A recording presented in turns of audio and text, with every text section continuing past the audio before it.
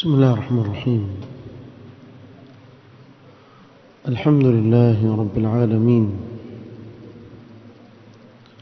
والصلاة والسلام على رسوله الأمين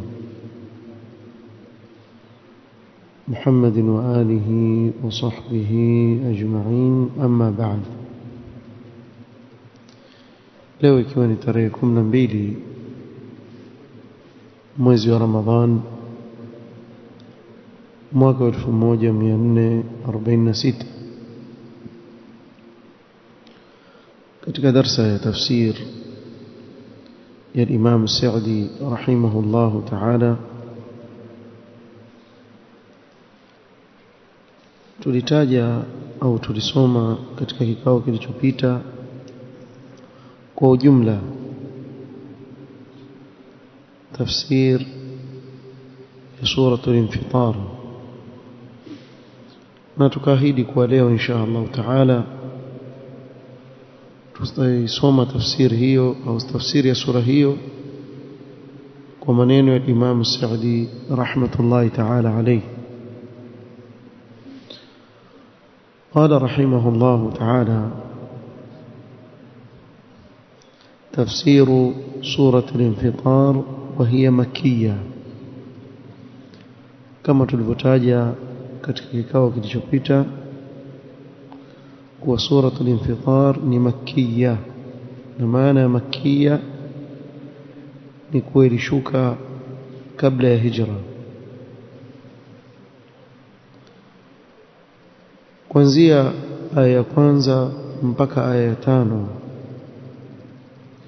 يقول الله سبحانه وتعالى: إذا السماء انفطرت وإذا الكواكب انتثرت وإذا البحار فجرت وإذا القبور بعثرت علمت نفس ما قدمت وأخرت. قال رحمه الله تعالى: أي إذا انشقت السماء وانفطرت، pindi mbingu zitakapochanika chanika na kupasuka pasuka. Watanatharat nujumuha, na nyota zake zikapukutika.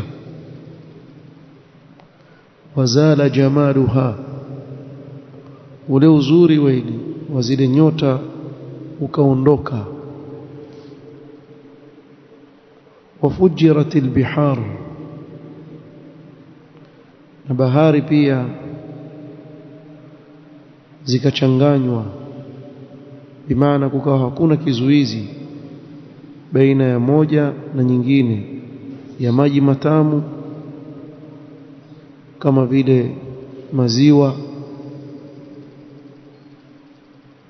si maziwa ya kunwa kama vile ziwa Victoria na maziwa mengineo, yale ya maji ambayo ni maji ya tamu, si ya chumvi, yatachanganyika pamoja na bahari ya maji ya chumvi, hakutakuwa na kizuizi baina yake. Fasarat bahran wahidan, ikawa ni bahari moja, yote yakusanywa maji pamoja. وبعثرت القبور بأن أخرج ما فيها من الأموات وحشروا للموقف بين يدي الله للجزاء على الأعمال. na makaburi yatakapopinduzwa kwa kutolewa wafu walioko ndani yake, kisha wakusanywe kwenye kisimamo mbele ya Allah subhanahu wa ta'ala kwa ajili ya malipo kwa matendo yao waliyofanya hapa duniani. Fahina idhin yankashifu alghita, wakati huo kila kitu kitakuwa wazi, mwanadamu atafahamu kila kitu. Wayazulu ma kana khafiyan, na kila ambacho kilikuwa kimefichika kitakuwa wazi. وتعلم كل نفس ما معها من الأرباح والخسران علمت نفس ما قدمت وأخرت kila nafsi itajua ile faida ambayo ni yake na hasara yake. hunalika يعض الظالم على يديه إذا رأى أعماله باطلة. wakati huo na huko ndipo atakapotafuna na kuuma yule dhalim mikono yake kwa majuto atakapoona matendo yake kuwa ni ya batil. Sote tufahamu kuwa anayejuta huambiwa kuwa aliuma kidole cha majuto, usbu' an-nadam. Lakini kwa kuwa majuto ya siku ya kiyama hakuna mfano wake, sababu ni kuangamia kwa milele, Allah subhanahu wa ta'ala akaeleza namna itakavyokuwa ni tofauti. wa yawma ya'addu adh-dhalimu ala yadayhi, siku hiyo dhalim atajiuma mikono yake yote miwili, wacha kidole, atajiuma mikono yake kwa majuto atakayokuwa nayo iyadhan billah, ikiwa ni katika watu waovu.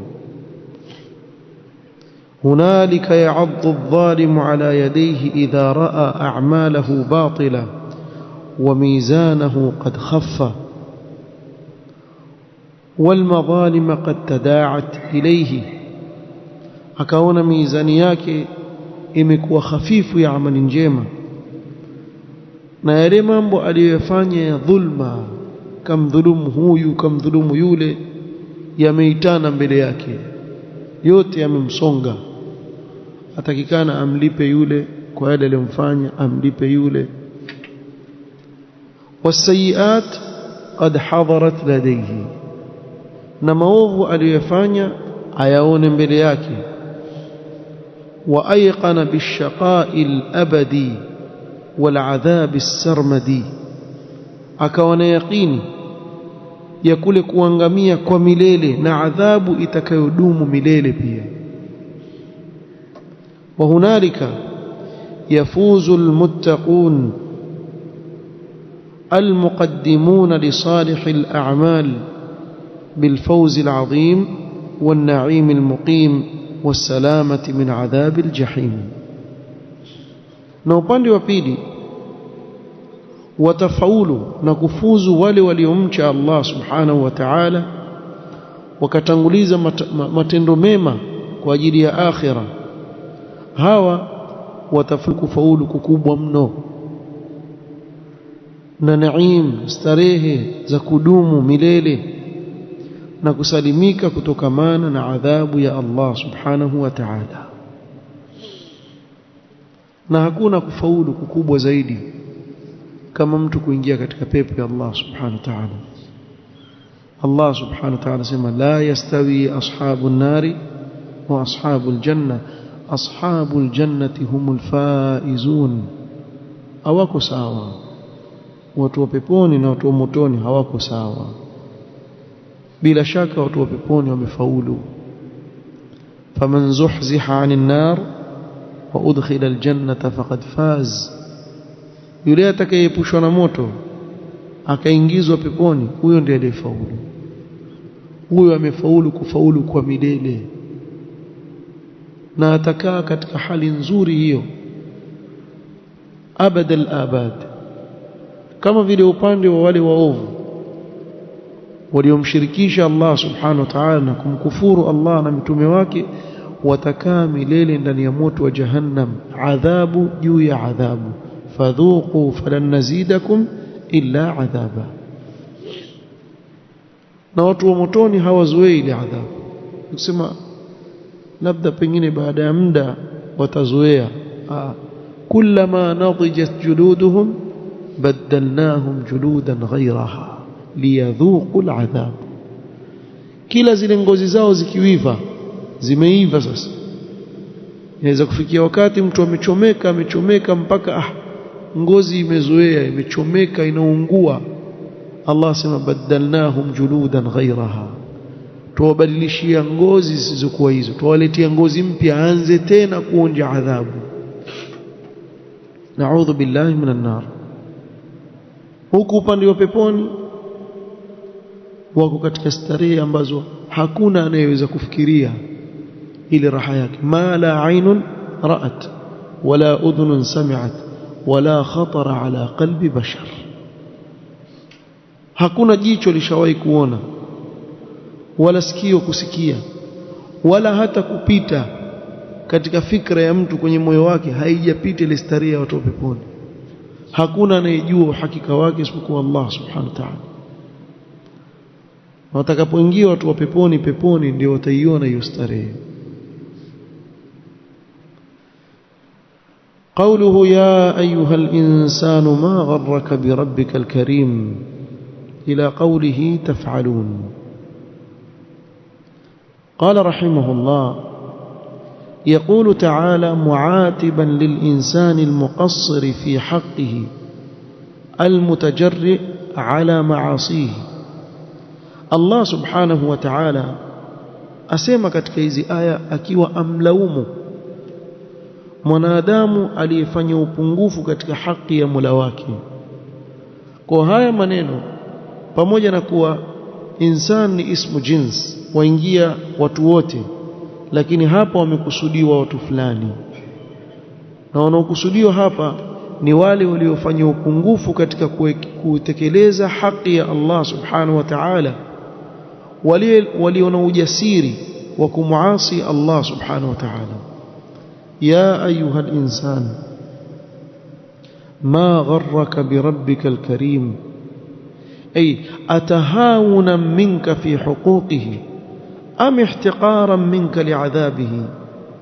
hivyo unavyofanya ni kuwa ni uzembe na madharau uliokuwa nayo kwa haki za Allah subhanahu wa ta'ala, au wewe idharau adhabu ya Allah subhanahu wa ta'ala, unaona si chochote. Na ndio pale Allah subhanahu wa ta'ala akasema fama asbarahum ala an-nar, yani hao watu wana subra iliyoje juu ya moto wa jahannam, wana subra iliyoje wa muasi Allah subhanahu wa ta'ala, waijua adhabu ya moto. Unayo subra ya mwanadamu kusubiria katika adhabu ya Allah subhanahu wa ta'ala?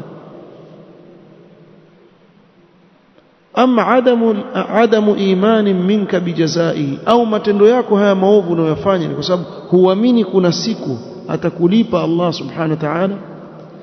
Alaysa huwa alladhi khalaqaka fasawwaka ay fi ahsani taqwim, je si Allah aliyekuumba wewe tena akakutengeneza na kukuumba katika umbile lililo bora kabisa?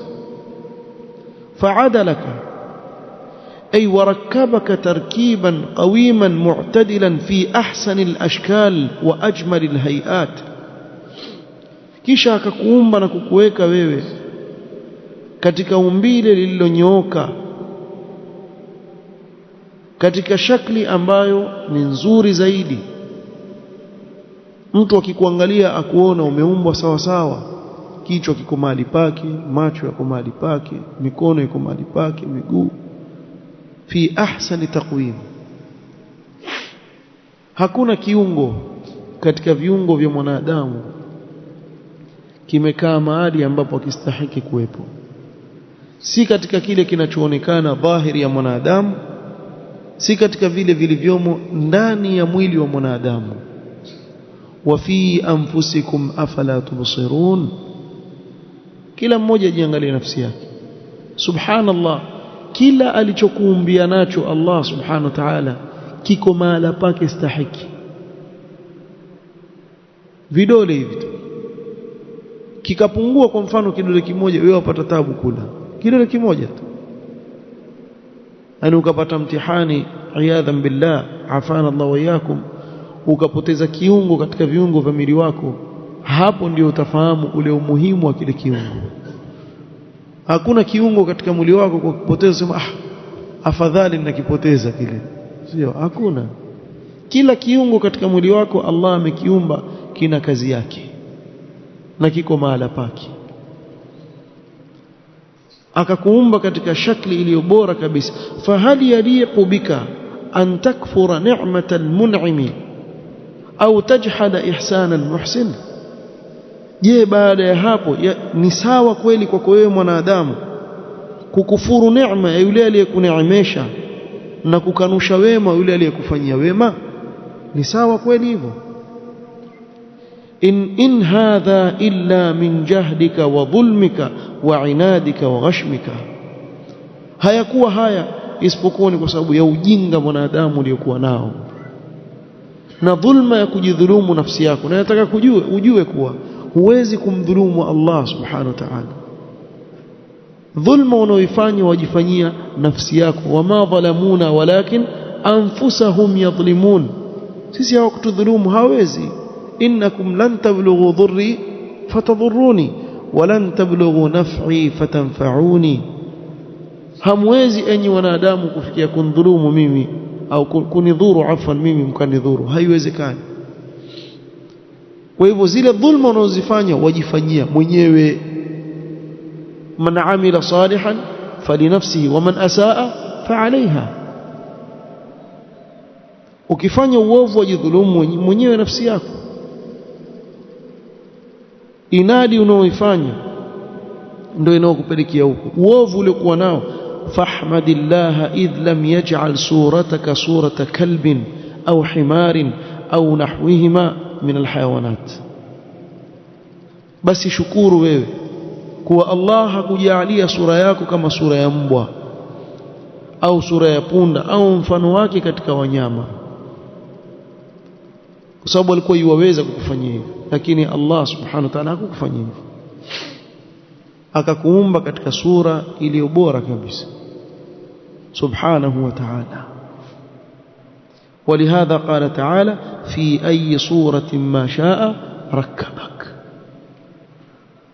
kwa katika sura yote anayotaka yeye atakutengeneza nayo. Lau kama angelitaka angekufanya wewe hivyo ulivyo, kisha sura yako akaifanya ni sura, kwa mfano sura ya nyani, au akaifanya sura yako sura ya mbwa.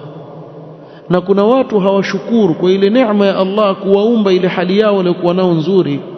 Mtu akwambia kuwa mimi nafikiria mimi njibwa. Si wako makufara wafanya hivyo leo katika nchi za kimagharibi.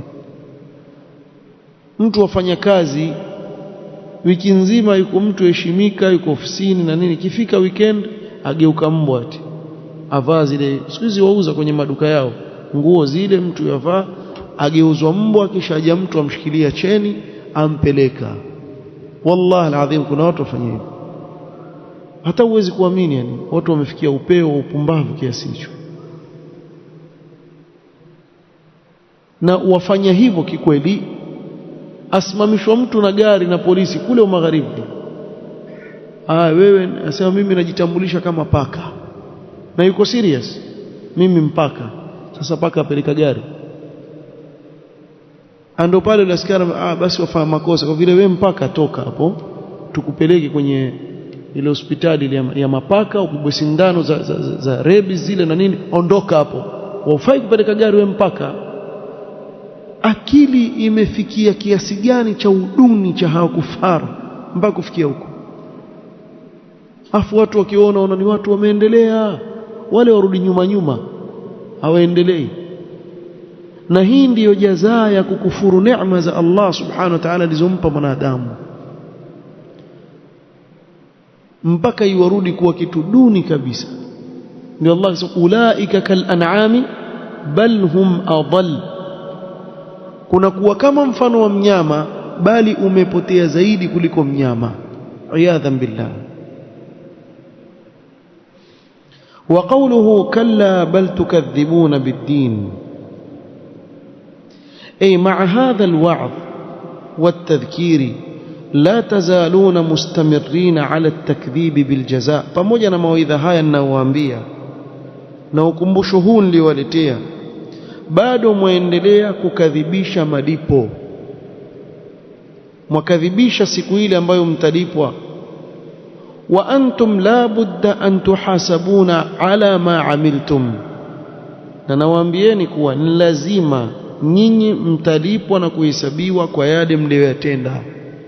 Huwezi kwenda tu hivi hivi, yani ukai duniani uwadhulumu wenzako,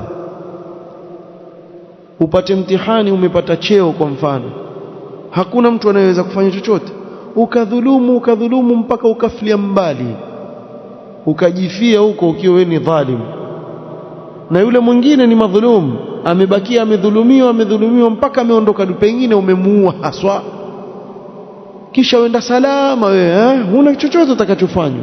Mashaallah, dhalim wewe unsalimika, na madhulum dhulma zake alizofanyiwa zimekwenda bure tu hivi.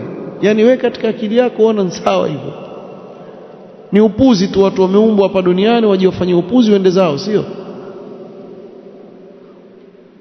Hili jambo sivyo, lazima utahesabiwa kwa matendo yako siku ya kiyama. وقد أقام الله عليكم ملائكة كراما, na Allah subhanahu wa ta'ala amewaekea malaika watukufu wenye heshima kubwa, yaktubuna aqwalakum wa af'alakum wa ya'lamunaha. Malaika hao ni wenye kuandika matamshi yenu mnayotamka na matendo yenu mnayoyafanya, na wayajua, ya'lamuna ma taf'alun. asema fadakhala fi hadha af'alul qulubi wa af'alul jawarihi, hapa yakaingia ndani ya yale ambao wayajua wale malaika, matendo ya nyoyo zenu na matendo ya viungo vyenu, yote wayajua. Fallaiqu bikum an tukrimuhum wa tujilluhum, kwa hivyo inaolingana na nyinyi ni kuwa maadamu mshajua kuwa mmewekewa malaika watukufu, basi waheshimuni kama vile Allah subhanahu wa ta'ala malaika hawa amewatukuza. Mmoja wetu hawezi kufanya jambo ovu kwa yule anayemheshimu yuko mbele yake, basi kumbukeni kuna hao malaika wanaoangalia na kuyaandika mnayoyafanya. قوله إن الأبرار لفي نعيم وإن الفجار لفي جحيم إلى آخر السورة. قال الشيخ رحمه الله تعالى: المراد بالأبرار هم القائمون بحقوق الله وحقوق عباده. hapa kinachokusudiwa kwa hawa al-abrar, watu wema, ni wale waliosimama kutekeleza haki za Allah subhanahu wa ta'ala kwa kumwabudu Allah subhanahu wa ta'ala bila ya kumshirikisha na chochote, na haki za waja wake, wakatekeleza haki za wale ambao wana haki juu yao, wazazi wao, watoto wao na wengineo katika wale walio na haki juu yao. almulazimuna lilbirri fi a'mali alqulubi wa a'mali aljawarihi, wanaolazimiana na wema, bimaana daima wafanya wema katika matendo ya nyoyo na matendo ya viungo. Matendo ya nyoyo kama kumtegemea Allah subhanahu wa ta'ala, kumhofu Allah subhanahu wa ta'ala, na mengineyo katika matendo mema mengi ya nyoyo, na matendo ya viungo kama vile swala na aina mbalimbali za mema ambayo Allah ametuwekea kuyafanya kwa viungo vyetu. Fahaulai, hao waliopambika na sifa hiyo, jazaohumun na'im fil qalbi warruhi walbadani fi dari dunya wa fi dari albarzakhi wa fi dari alqarar. Hawa malipo yao ni kuneemeka katika nyoyo zao na roho zao na miili yao hapa duniani.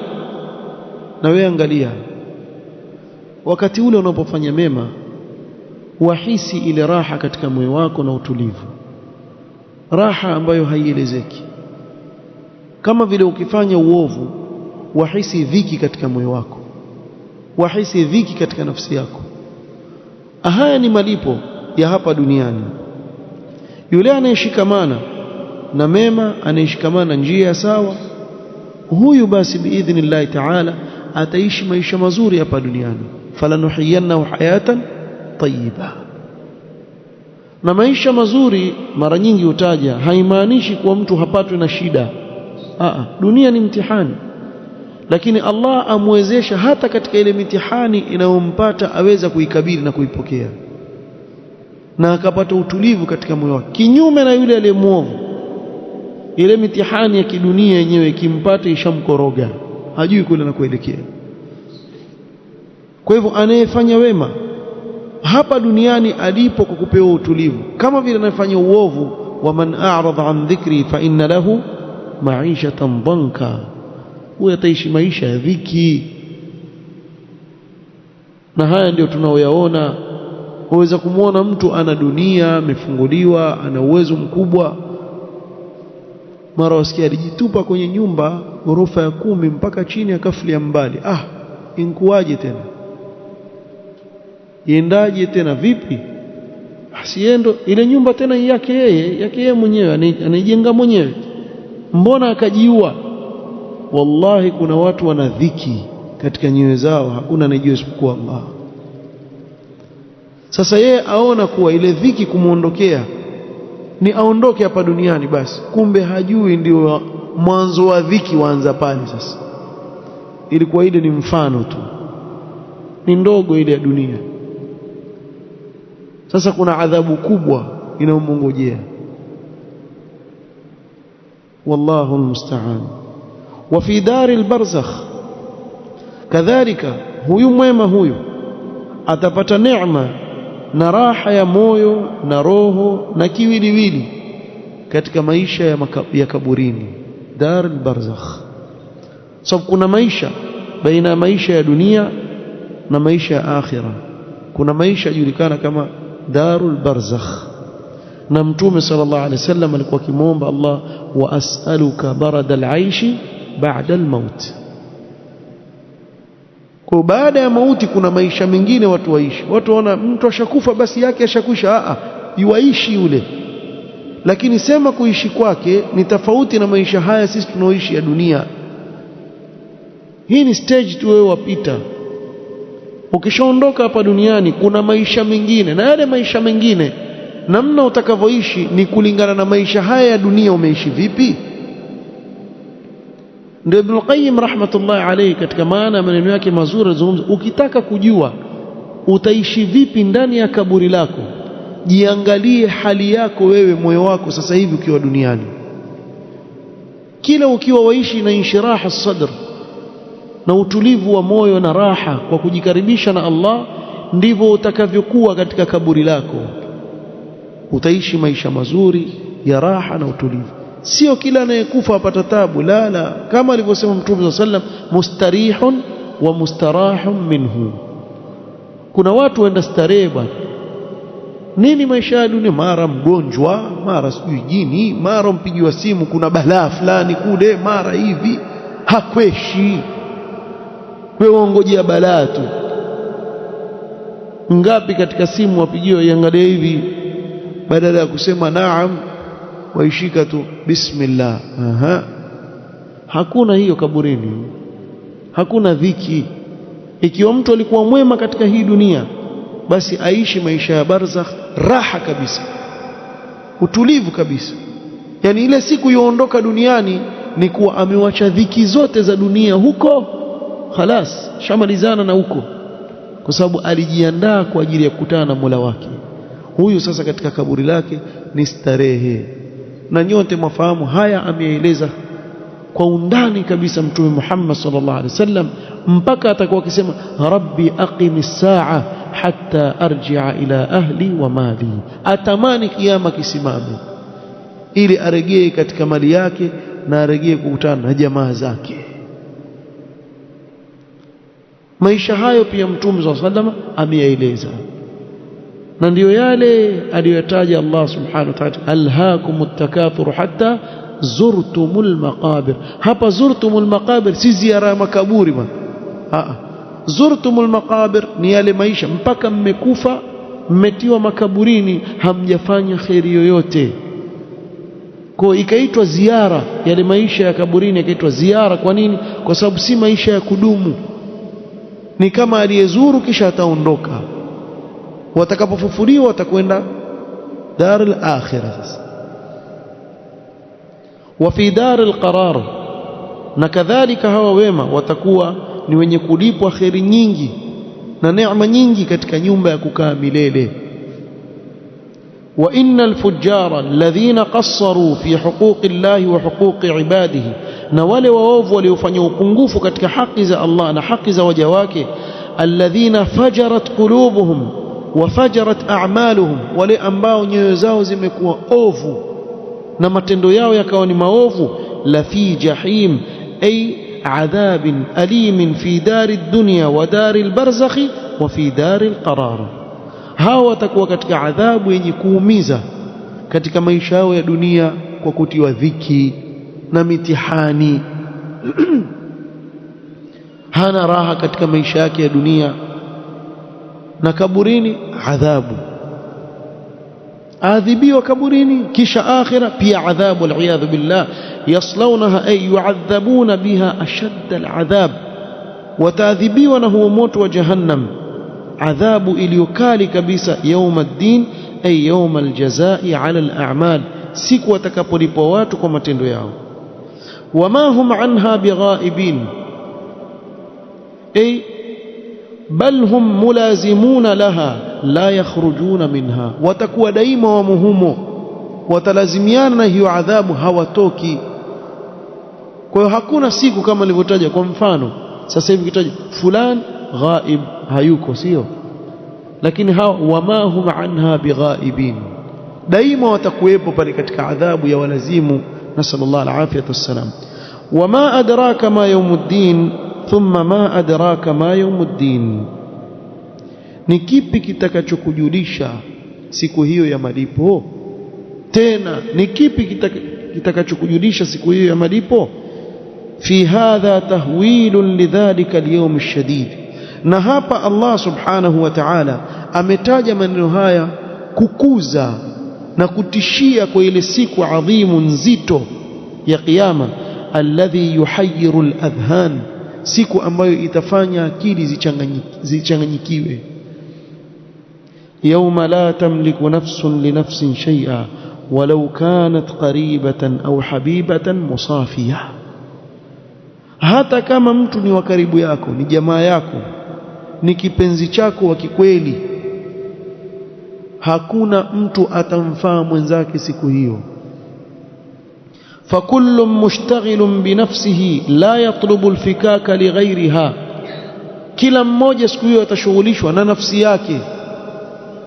hataki iokoleke siku hiyo na inasuliwe kutokana na adhabu ya Allah isipokuwa nafsi yake yeye na ndio niliwatajia kuwa tizama mitume wa Allah mitume wote kasoro mtume Muhammad SAW peke yake kila mtume siku ya kiyama atakuwa akisema nini nafsi nafsi nafsi hata ulul azmi min ar-rusul ambao ni mitume walio bora kabisa kila mmoja atakapofuatwa siku hiyo ili aende akaombe shafaa atajibu nafsi nafsi kila mmoja nafsi yake illa mtume Muhammad sallallahu alaihi wasallam alayhi salatu wassalam kwa cheo kikubwa alichopewa na Allah subhanahu wa ta'ala ndiye atakayekwenda kuomba shafaa sasa siku hiyo hakuna mtu yani ikiwa mitume wasema nafsi nafsi au watu wa kawaida itakuwa watakwenda vipi watu wa kawaida siku hiyo sallallahu alaihi wasallam wal amru yawma idhin lillah fahuwa alladhi yafsilu baina alibad na amri yote siku hiyo itakuwa ni yake yeye Allah maliki yaumiddin yeye ndiye anayemiliki siku ya malipo sio yote mwingine kwa hiyo fahuwa alladhi yafsilu baina alibad yeye ndiye atakayeleta hukumu na kuhukumu baina ya waja wake ويأخذ للمظلوم حقه من ظالمه na yule aliyedhulumiwa Allah ataichukua haki yake kutokana na yule aliyemdhulumu ampe haki yake hakuna atakayekwenda na kumdhulumu yoyote wacha hao watu wa peponi na motoni watu wa peponi wao kwa wao hakuna atakayeingia peponi hali ya kuwa ana dhulma amemdhulumu mwenzake pengine anaweza kuwa amemkosea mwenzake kamkata kofi hapa duniani kuna qantara kuna kama mfano wa daraja ambao watu wa peponi lazima wapite hapo waingie peponi hapo watasimamishwa kila mmoja katika watu wa peponi amlipize mwenzake kila alichomfanyia katika dhulma na hao wa peponi hakuna atakayeingia peponi na huku yuadaiwa dhulma huko nyuma. Walipane pale, wakishalipana haendeni peponi. Sasa ikiwa hii ndio hali ya watu wa peponi, hao wengine watakuwaje? Siku nzito, na hakimu ni Allah subhanahu wa ta'ala.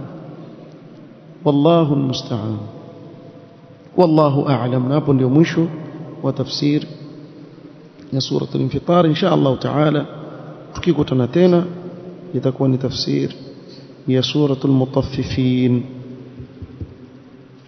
سبحانك اللهم وبحمدك أشهد أن لا إله إلا أنت أستغفرك وأتوب إليك. بارك الله فيك.